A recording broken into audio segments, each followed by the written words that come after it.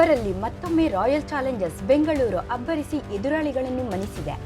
IPL 2026ರ 34ನೇ ಪಂದ್ಯವಾಗಿ ಆರ್ಸಿಬಿ ವರ್ಸಸ್ ಜಿಟಿ ಮುಖಾಮುಖಿಯಾಗಿತ್ತು. ಬೆಂಗಳೂರಿನ ಎಂ ಚಿನ್ನಸ್ವಾಮಿ ಸ್ಟೇಡಿಯಂನಲ್ಲಿ ನಡೆದ high voltage match wonderful match ಆಗಿ ಹೊರಹೊಮ್ಮಿದೆ. ಟಾಸ್ ಸೋತು ಬ್ಯಾಟಿಂಗ್ಗೆ ಮೊದಲು ಫೀಲ್ಡ್ಗಿಳಿದ ಜಿಟಿ ಸಾಯಿ ಸುದರ್ಶನ್ ಅದ್ಭುತ ಆಟದಿಂದ 3 ವಿಕೆಟ್ಗಳ ಪತನ ಮೂಲಕ 205 ರನ್ ಗಳಿಸಿ ಆರ್ಸಿಬಿಗೆ 206 ರನ್ ಟಾರ್ಗೆಟ್ ನೀಡಿತ್ತು. ತವರಲ್ಲಿ ಕೊನೆಯ ಲೀಗ್ ಪಂದ್ಯ ಆಡಿದ ಆರ್ಸಿಬಿ 18.5 ಓವರ್ಗಳಲ್ಲೇ ಗುರಿ ಮುಟ್ಟಿ ಗುಜರಾತ್ ಟೈಟನ್ಸ್ ಬೆವರಿಳಿಸಿ ಲಿಸ್ಟ್ನಲ್ಲಿ 3ನೇ ಸ್ಥಾನದಲ್ಲಿದ್ದ ಆರ್ಸಿಬಿ 2ನೇ ಸ್ಥಾನಕ್ಕೆ ಏರಿದೆ.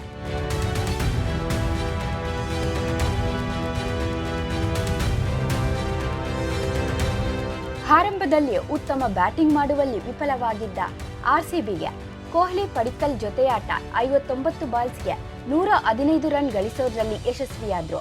ಮಿಂಚಿನ ಬ್ಯಾಟಿಂಗ್ ಮಾಡಿದ ಕನ್ನಡಿಗ ಪಡಿಕ್ಕಲ್ 27 ಬಾಲ್ಸ್ಗೆ 2 ಬೌಂಡರಿ 6 ಸಿಕ್ಸರ್ ಸೇರಿ 55 ರನ್ ಹಿಟ್ ಮಾಡಿದ್ದಾರೆ. ಇನ್ನು ಸೆಂಚುರಿ ಬಾರಿಸೋ ನಿರೀಕ್ಷೆಯಲ್ಲಿದ್ದ ಕಿಂಗ್ ವಿರಾಟ್ ಕೊಹ್ಲಿ 81 ರನ್ಗಳ ನಂತರ ಬೌಲ್ಡ್ ಮೂಲಕ ಔಟ್ ಆದರು. 44 ಬಾಲ್ಸ್ಗೆ 8 ಬೌಂಡರಿ 4 ಸಿಕ್ಸರ್ ಬಾರಿಸಿದ ಕೊಹ್ಲಿ ಭಾರತದಲ್ಲಿ ಕ್ರಿಕೆಟ್ T20 ಮ್ಯಾಚ್ಗಳಲ್ಲಿ 10,000 ರನ್ ಪೂರೈಸಿ ವಿಶೇಷ ದಾಖಲೆ ಸೃಷ್ಟಿಸಿದ್ದಾರೆ.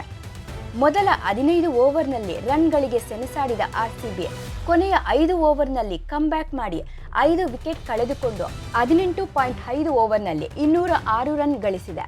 ಗುಜರಾತನ್ನು ಸೋಲಿಸುವ ಮೂಲಕ ರಾಯಲ್ ಚಾಲೆಂಜರ್ಸ್ ತಂಡ ಅಂಕಪಟ್ಟಿಯಲ್ಲಿ 2ನೇ ಸ್ಥಾನದಲ್ಲಿದೆ.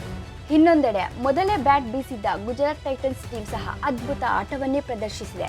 205 ರನ್ ಮೊತ್ತ ಕಡಿಮೆಯೇನಲ್ಲ. ಸಾಯಿ ಸುದರ್ಶನ್ ಅದ್ಭುತ ಬ್ಯಾಟಿಂಗ್ನಿಂದ 58 ಎಸೆತಗಳಿಗೆ 11 ಬೌಂಡರಿ 5 ಸಿಕ್ಸರ್ಸ್ ಜೊತೆಗೆ ಸೆಂಚುರಿ ಬಾರಿಸಿದ್ದಾರೆ.